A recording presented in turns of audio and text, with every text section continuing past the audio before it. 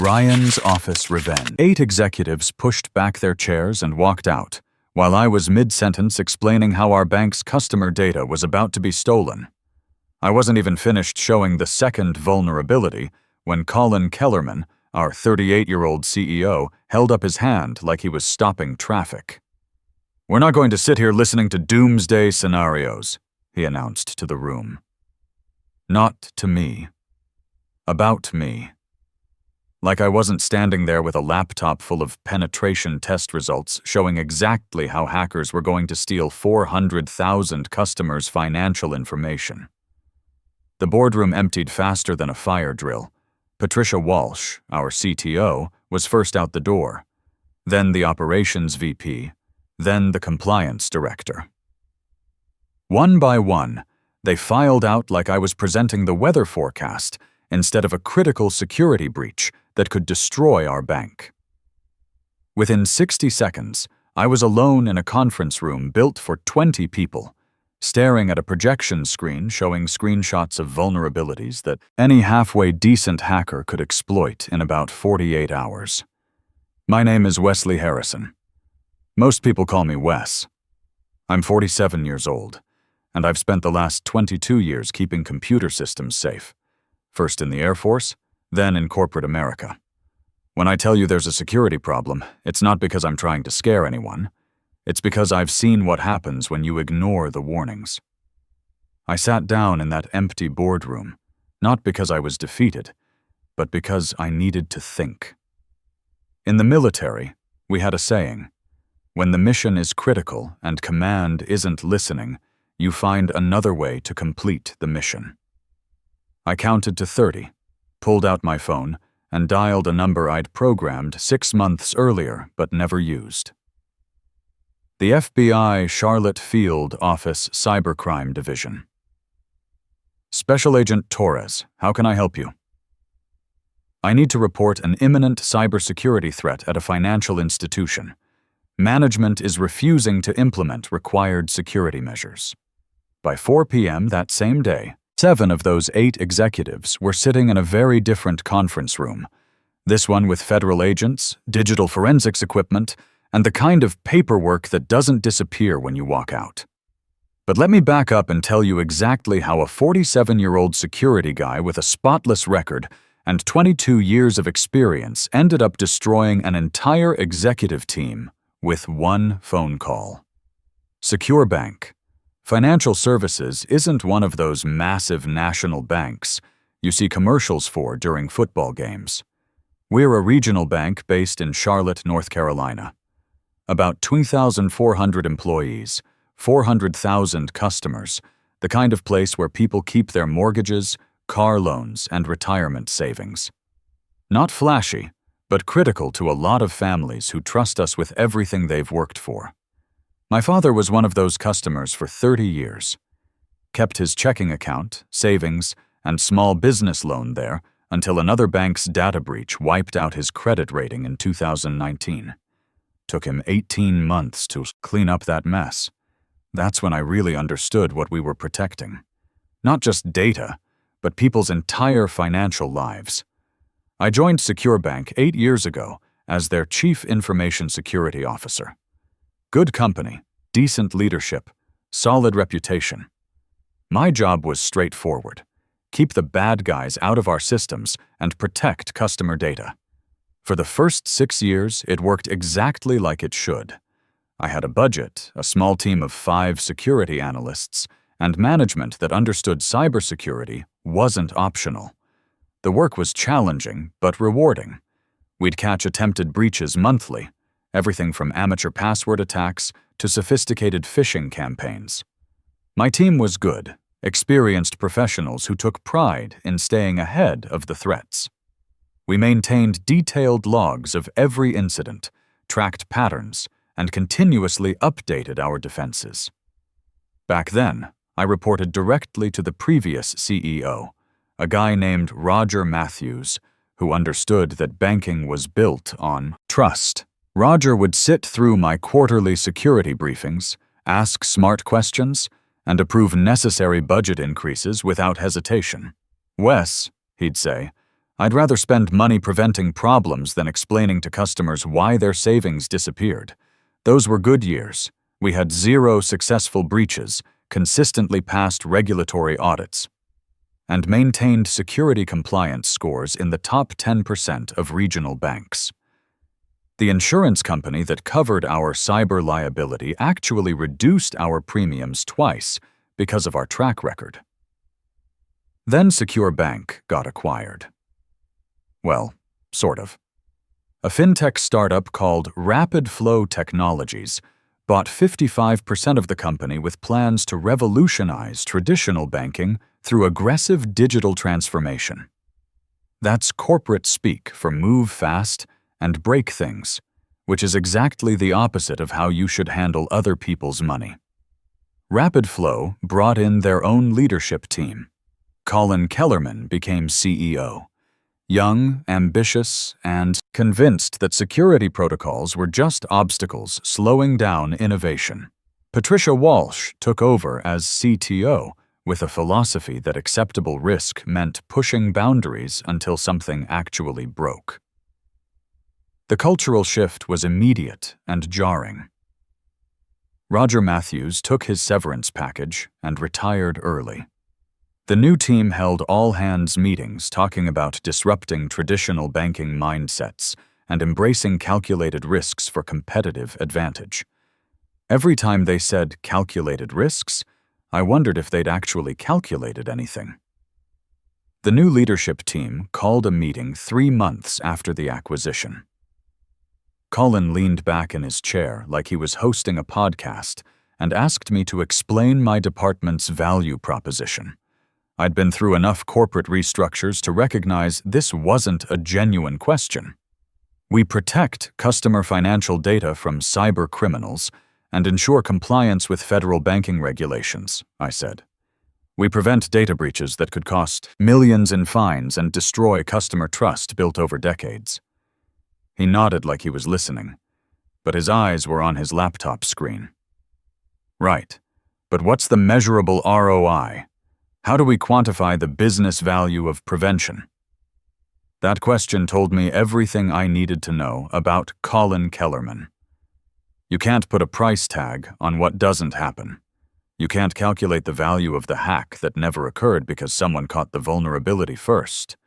The ROI is not paying $50 million in breach damages, not settling class action lawsuits from customers whose retirement funds got stolen, and not having federal regulators shut us down, I said.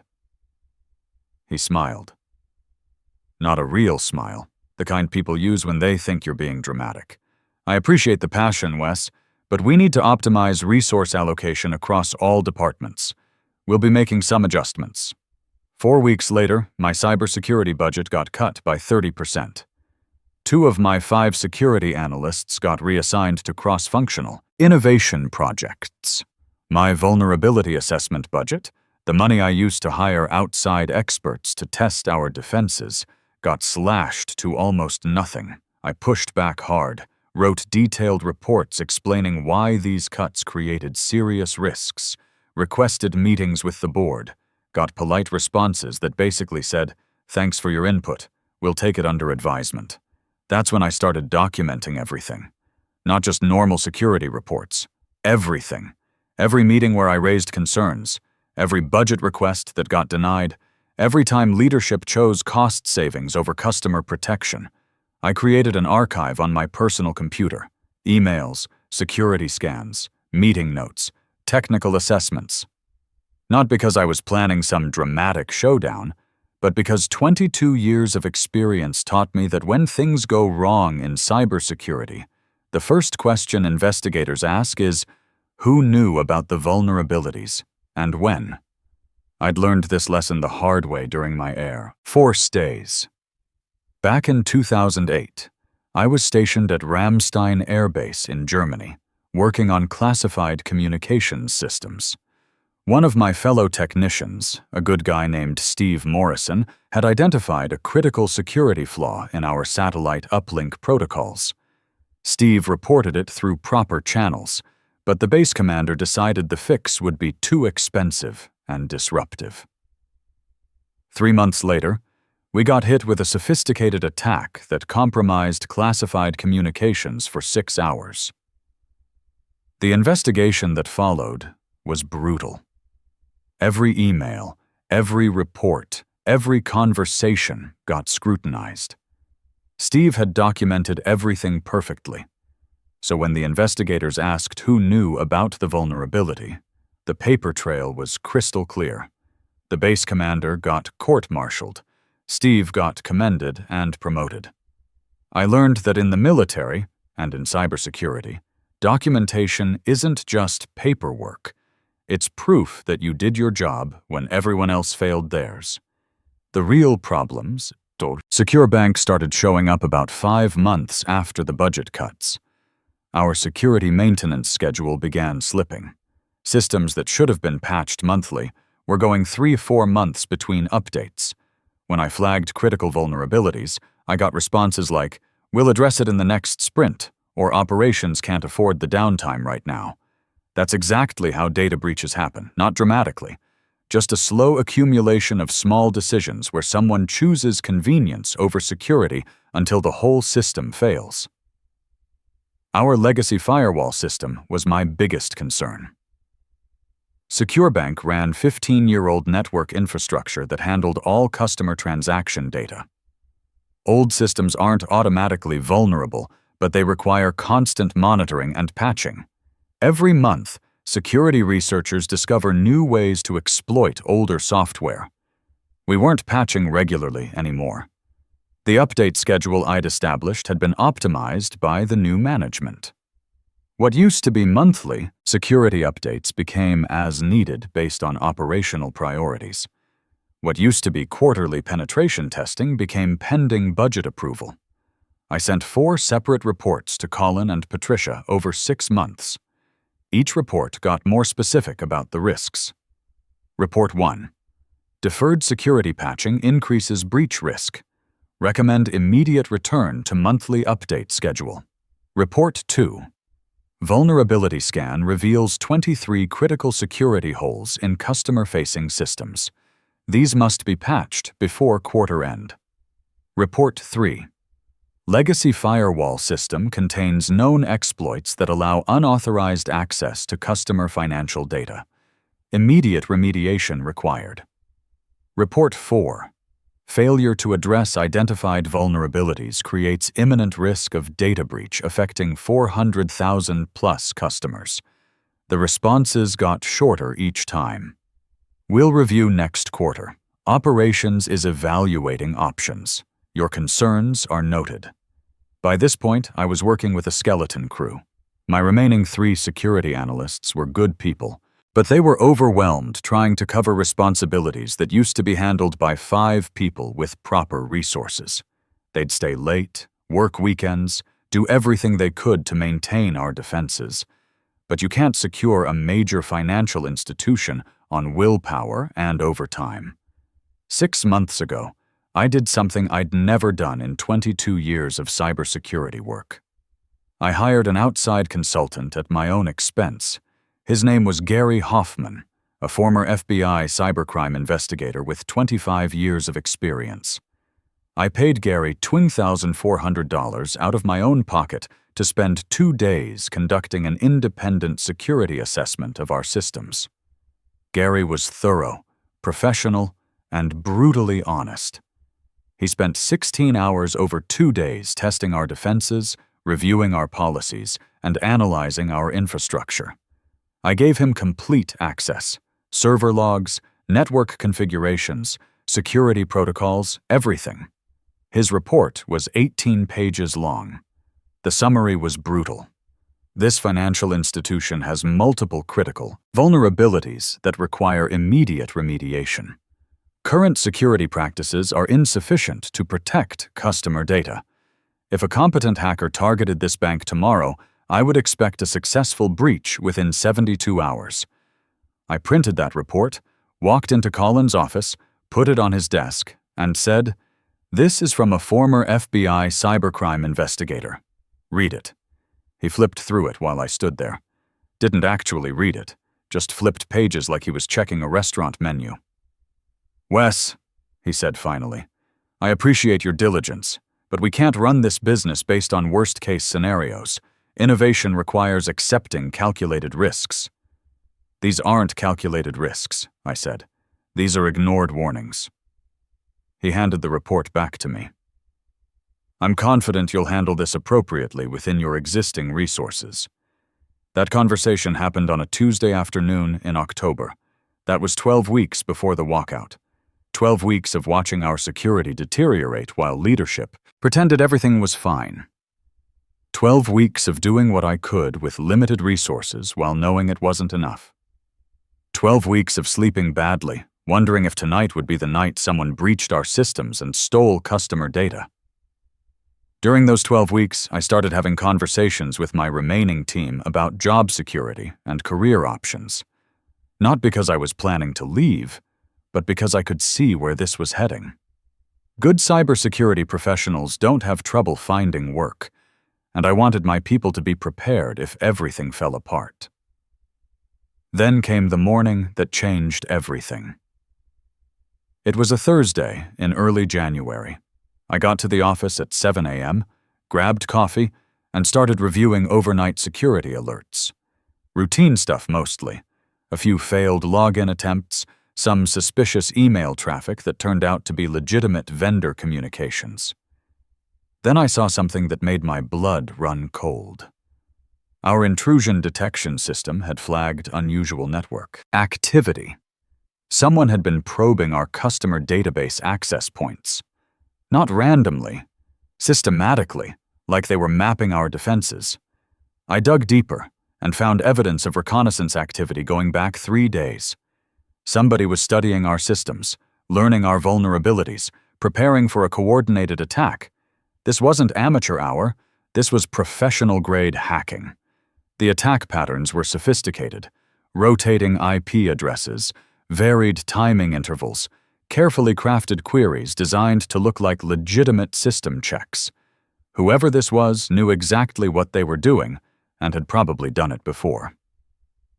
I ran a comprehensive vulnerability scan and found what I'd been afraid of: 3 critical security holes that gave attackers direct access to customer financial records. Social security numbers, account balances, transaction histories, everything. The attack window was narrow, but real. Based on the reconnaissance pattern, I estimated we had 48 hours before they tried to exploit these vulnerabilities for a full data breach. I spent 2 hours documenting everything. Screenshots of the suspicious activity, network logs showing the systematic probing, technical analysis of the vulnerabilities, risk assessment of potential damage. This wasn't something I could summarize in a quick email. This required a comprehensive threat report. I wrote the most important report of my career. Not an incident report. This wasn't an incident yet. It was an imminent threat notification. Subject line: urgent, critical security breach, imminent, immediate action required. The email went to Colin, Patricia, and every department head. 3 short paragraphs.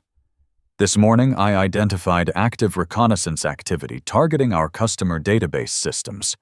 Analysis reveals 3 critical vulnerabilities that allow unauthorized access to customer financial data, including SSNs and account information. Based on attack patterns, I estimate 48 hours before attempted breach. 400,000 plus customers at risk. Federal banking regulations require immediate system shutdown and vulnerability remediation before resuming operations. This is an imminent threat requiring emergency response. I am available to implement protective measures immediately. I sent that email at 9:15 a.m. By 9:45 a.m., I had a response from Patricia Walsh. Emergency meeting scheduled 10 a.m., main boardroom. Attendance mandatory.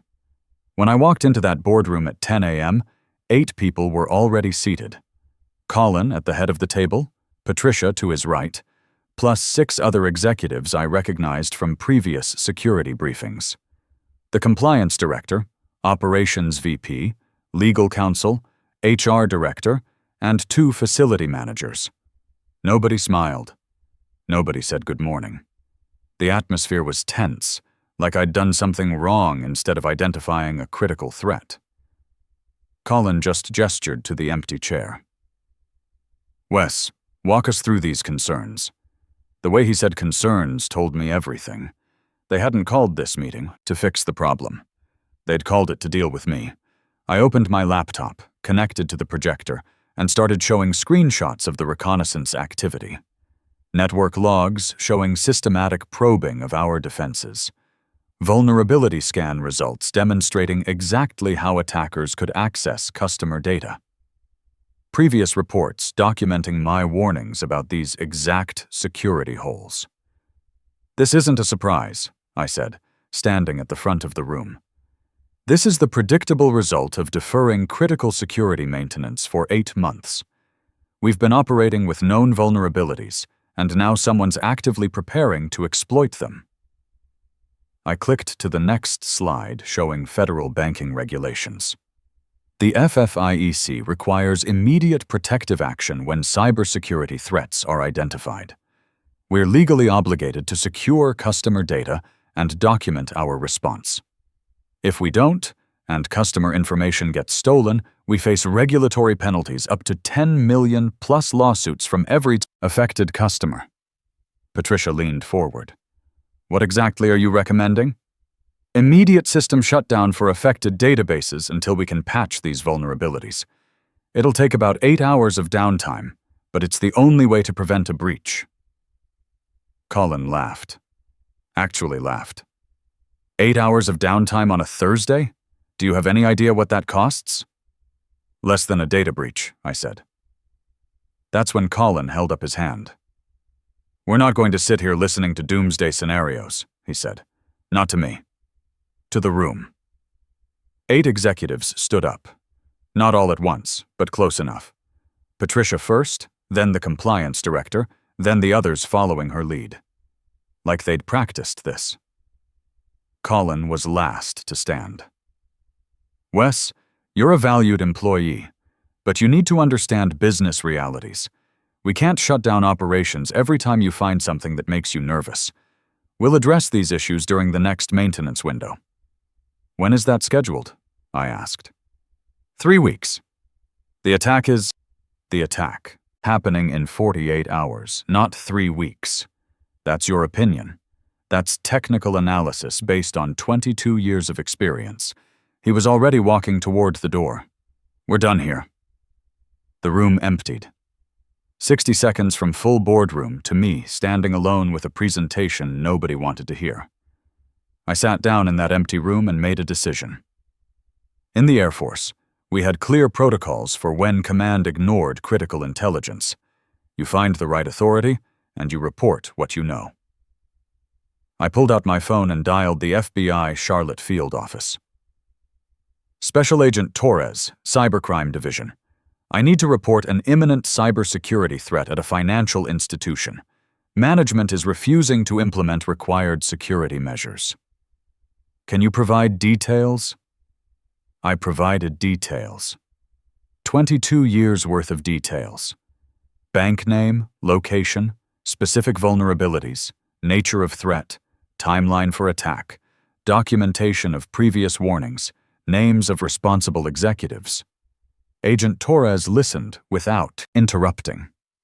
I could hear him typing. Mr. Harrison, he said when I finished, based on what you've described, we're classifying this as an imminent threat to financial infrastructure. We'll have a team on site within 2 hours. Do not alert bank management that you've contacted us. Understood. And Mr. Harrison, document your employment status carefully. If your employer retaliates for this report, that's a separate federal violation. Already documenting everything. I hung up and sat in that conference room for another 15 minutes. Not because I didn't know what to do next, but because I wanted to give them time to make the next bad decision. At 11:25 a.m., my phone buzzed. Email from HR. Please report to HR immediately for discussion regarding your employment status. They'd taken 25 minutes to decide to fire me. I forwarded that email to my personal account, grabbed my laptop, and walked to HR. Janet Murphy, the HR director, looked like she'd rather be anywhere else. "Wes, please have a seat. I'll stand." She looked at her computer screen like it contained a script. "We've made the decision to terminate your employment effective immediately. You'll receive 4 weeks severance." "On what grounds?"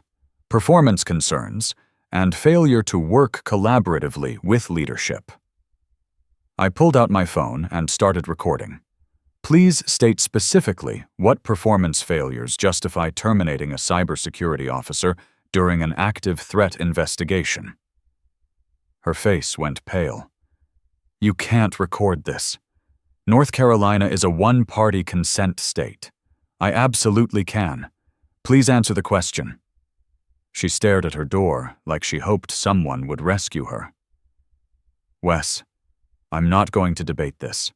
The decision is final. For the record," I said to my phone, "HR is refusing to specify grounds for terminating the CISO who reported federal cybersecurity violations. Time is 11:47 a.m., approximately 2 hours after I notified the FBI of imminent threats to customer data." I stopped recording. "You might want to consult legal before processing that paperwork, because what you just described is textbook retaliation for protected whistleblowing activity." I walked out, grabbed my personal items, and sat in my car in the parking lot. Part of me felt empty. 8 years of work ending with a 15-minute HR meeting. But mostly, I felt relieved. I'd done my job. I'd warned them, documented everything, and when they ignored me, I'd found someone who would listen. At 1:30 p.m., 3 unmarked sedans pulled into Secure Bank's parking lot. I recognized Agent Torres from his photo on the FBI website. He had 2 other agents and a digital forensics specialist with them. I walked over. "Agent Torres?" "Wes Harrison." "Mr. Harrison, thank you for your report. We'll need you available for questions, but please remain off-site while we conduct our investigation." "Understood. One thing you should know. The bank terminated my employment about 90 minutes after I called you." He wrote something in his notepad. "Interesting timing. We'll be documenting that very carefully." The investigation took 6 hours. I sat in a coffee shop across the street and watched FBI vehicles come and go.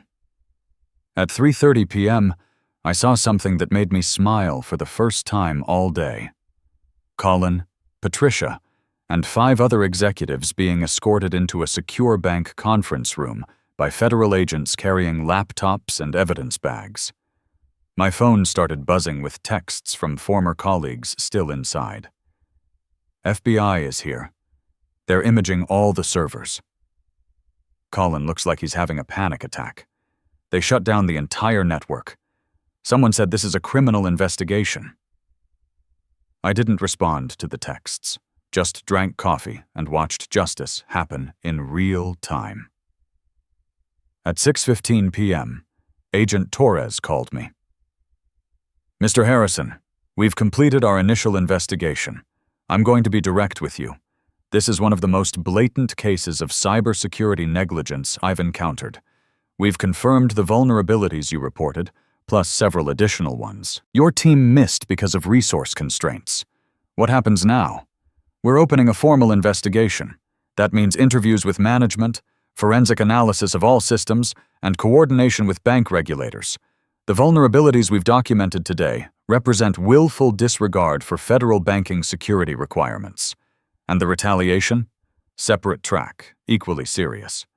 Terminating a cybersecurity professional for reporting violations is a direct violation of federal whistleblower protection laws. That evening, I got a call from a lawyer representing Secure Bank. "Mr. Harrison, I understand there's been a misunderstanding about your employment. The bank would like to discuss immediate reinstatement." "What changed in the last 8 hours?" I asked. "Mr. Harrison, it would be beneficial for all parties to resolve this amicably. Here's what would be beneficial. Your client should cooperate fully with the FBI investigation and pray that federal prosecutors don't pursue criminal charges." I hung up and called an employment attorney I knew. His name was Andrew Miller, and he specialized in whistleblower cases. "Wes," he said after I told him the story, "this is the cleanest retaliation case I've seen in 15 years. You documented everything, followed proper reporting procedures, and they fired you hours after protected activity. We're not talking settlement here. We're talking about sending a message." Over the next 4 weeks, Secure Bank's situation went from bad to catastrophic. The FBI investigation expanded beyond cybersecurity to include compliance with federal banking regulations. They identified 12 serious violations and 4 willful violations. Total proposed penalties exceeded $2.8 million. The willful violations triggered a referral to the Department of Justice. Federal prosecutors opened a criminal investigation into whether executives had knowingly endangered customer data. Colin, Patricia, and 3 other executives hired criminal defense attorneys. The board of directors called an emergency meeting and forced Colin to resign. Patricia followed 2 weeks later. Rapid Flow Technologies, the fintech company that owned controlling interest, put their stake up for sale. Turns out investors don't like owning banks under federal criminal investigation. My retaliation claim moved faster than anyone expected. With FBI documentation and overwhelming evidence, Secure Bank's lawyers recommended immediate settlement. They offered full reinstatement, back pay, legal fees, and $180,000 in damages. Andrew reviewed the offer. "You could push for more, but given the bank's situation, this is solid. Plus, the settlement terms include something valuable. Secure Bank has to implement comprehensive security upgrades under federal oversight and hire additional cybersecurity staff with protected budgets." I accepted. Not because I wanted to go back to Secure Bank, but because the terms protected future customers and employees. 8 months after the walkout, I was having lunch with Gary Hoffman, the former FBI investigator who'd done my security assessment. "You know what I heard through the grapevine?" Gary said. "That vulnerability you reported, when they finally did the full forensic analysis, they found evidence that hackers had already started exploiting it. You were maybe 24 hours away from a full data breach." 24 hours, I repeated. 24 hours. If you hadn't made that call, 400,000 people would have had their financial data stolen. Colin Kellerman would be facing criminal charges for negligent endangerment instead of just regulatory violations.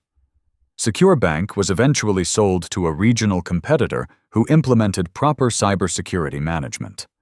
The new ownership offered me the position of Regional Security Director at a 65% salary increase, with full authority over security decisions and board-level budget protection.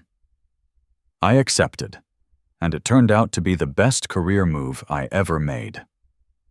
Working for leaders who understood that cybersecurity wasn't a cost center, but a critical business function felt like breathing fresh air after years underwater.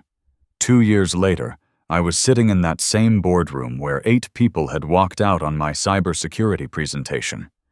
But this time, I was presenting Secure Bank's security performance to the board. And the story was completely different. 0 data breaches in 20 months. Regulatory compliance scores in the top 15% of regional banks. Customer trust ratings up 40% because people felt confident their data was protected. We'd hired 6 new cybersecurity professionals and implemented state-of-the-art threat detection systems. After the presentation, the new CEO pulled me aside. "Wes, I've been meaning to ask something. When you called the FBI that day, did you know how bad it would get for Kellerman and the others?" I thought about it. I knew they'd made a choice to ignore a critical threat. Once you make that choice, the consequences aren't really up to you anymore. The system takes over. She nodded. "Good. Because I want everyone here to understand something. When cybersecurity says there's a problem, we listen. Not because we're nice people, but because the alternative is what happened to the last team. Sometimes the best revenge isn't revenge at all. It's just letting the system work the way it's supposed to. 8 executives walked out on my security presentation because they thought my warnings didn't matter. By 4 p.m. that same day, 7 of them were sitting with federal agents who very much disagreed. You can walk out on a cybersecurity briefing, but you can't walk out on hackers, federal law, and the basic mathematics of network security.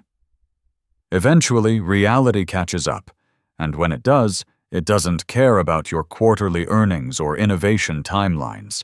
The only thing that matters is, were you warned, and what did you do about it? The truth is, they didn't just ignore my warning.